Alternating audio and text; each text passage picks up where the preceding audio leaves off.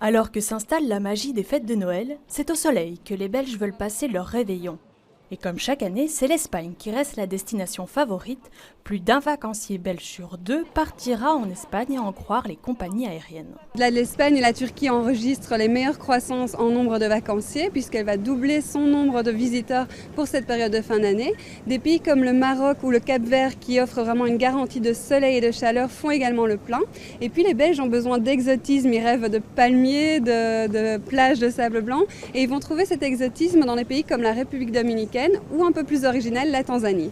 La compagnie aérienne enregistre un pic de 23% de passagers en plus pour ses vacances de Noël par rapport à l'année dernière.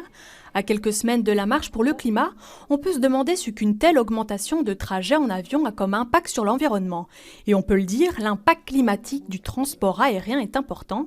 Prenons par exemple un vol aller-retour pour 2 personnes jusqu'à Barcelone. Depuis Bruxelles, celui-ci émettra 1 tonne de CO2, soit la moitié des émissions annuelles de CO2 pour une voiture.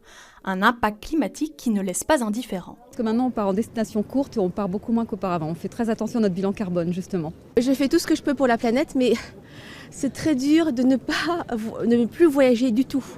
Donc on limite au minimum, mais quelquefois on doit prendre l'avion, quelquefois malheureusement. On a une hausse du nombre de passagers, mais à côté de ça, on a par exemple une diminution du nombre de mouvements de vol.